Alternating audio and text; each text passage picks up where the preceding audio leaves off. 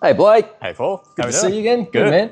So we're here now. Yeah. 32 is here. Infamous 32. Yeah, it's real for all the disbelievers. You can touch it. That's the thing. So we've dropped it off here. As we said, it's time for AK to grab the car and run with it. Absolutely, man. Welcome to AK. Thank you very much. Plenty of cars around, as you can see. Yeah, we'll have a quick look around after we have a chat about the GTR, if you like. So the ethos of this car, I really want it to look like that early 2000s time attack, hard street, big mechanical grip. Absolutely. Cool, we got the top secrets, version 2, rear diffuser, I got the bride seats, all that sort of stuff. But I want you guys to make it perform like it's living in 2025. Absolutely, man. We can definitely do that. We'll bring it to the modern era of all the technology. We're still keeping that early 2000 vibe. Make it look really cool, make it sound really cool. Yep. Set some good lap times, I think. That's the main goal, right? That'd be awesome. Yeah. Good to see the car here. Good to see you here. Been a journey. Looking forward to it, man. Yeah. Been collecting a lot of parts. Yep. If we go and have a look in the back room later and see the Absolutely. stuff I dropped off, I reckon we kick off. I'll take you on a quick tour of the car to get you up to speed of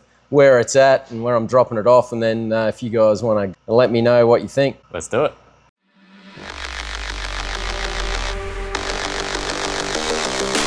So I'll start you in the engine bay. We got a fully built RB28 here. It's got a HKS 2.8 litre stroker kit on there. It's got the HKS 272 high lift cams. We got the Borg Warner EFR turbo, big intercooler from Plasma Man, biggest oil cooler I could fit in there, biggest power steering cooler I could fit.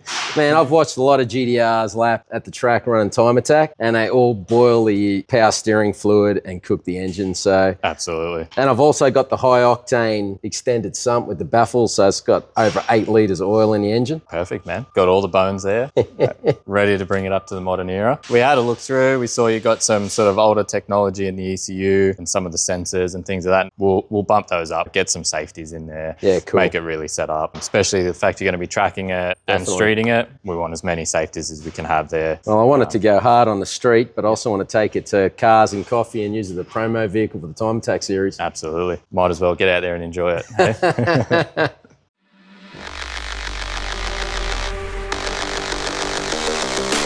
Let's run through the parts you've got for me. Got a few parts here, overnight from Japan. Of course. Haltech, Nexus, S3, bring that ECU into the future. Really use the ability of this ECU to the maximum. Yeah, what does that bring me? Get all the safeties in there, all the adjustments we need. Keep it safe, reliable, and fast. That's the main thing we're going to look at here. Full data logging as well? Absolutely, full data logging. We can review everything at the track. Any issues, we'll be able to see it straight away. Maximum protection for all your money you spent on the engine. We've seen so many instances where they've made a massive difference to save an engine. Haltech to the win. As you know, I've been looking for that little bit more punch in the mid-range. Absolutely. The cams felt like a good place to look. What do you got? I think it's time for a change. I definitely think with the size turbo we got here, we want to dial those cams back a little bit, get rid of some of that high end, bring it back into the mid-range. Kelford cams, 260, 10 mil lift. Perfect. Going to do that perfectly for us. Some safety stuff. Accusump.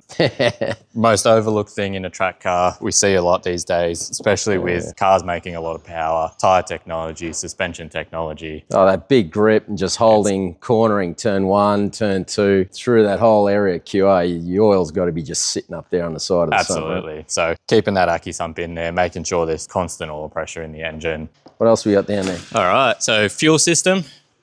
We had a good look at the fuel system in the car. We thought, you know what, update it, bring it up to our standard, and Frenchy's in-tank surge system. Perfect fitment for this car. Going to supply enough fuel we need and some, give us plenty of headroom, make sure it's safe, reliable again. Well, the same as looking after the oil surge, isn't it? Looking after the fuel surge. Absolutely, and you want to make sure that you have enough headroom in the setup. Running everything to the absolute 100%, it's not ideal, especially in the track car. Giving yourself some room to move, some wiggle room. If anything happens, you got that and you're ready to rock.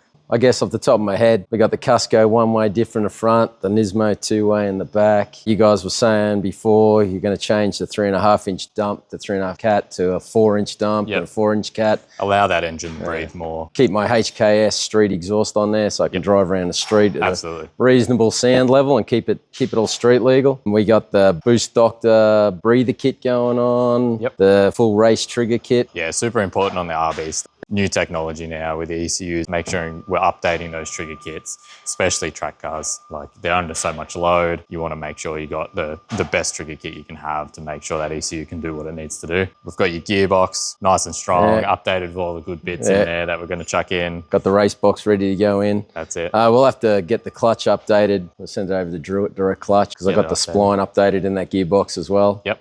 So Blake, tell me about the tune. We're going to opt for a flex tune. Make it easy for you to be able to street car as well as drive it at the track. Get maximum performance with being able to just go on a long drive if you feel like it. Allow that ECU to switch between 98 and E85 and anything in between. When you go to the track, switch it to E85, get all the power, all the cooling effects of E85, and you don't have to change anything. Which makes the engine a lot safer to run on the track too, doesn't it? Absolutely. And the ECU does all the hard work for you.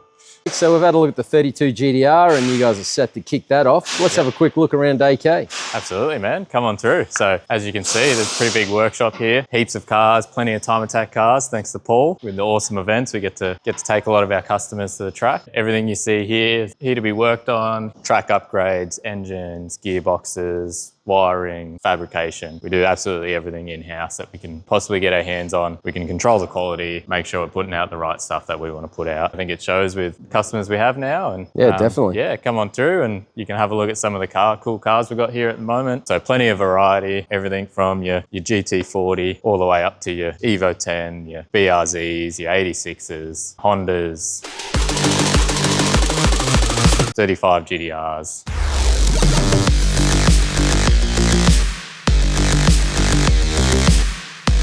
K-swapped 86 and a Possum Born built BRZ with all the fruit that you can imagine on it.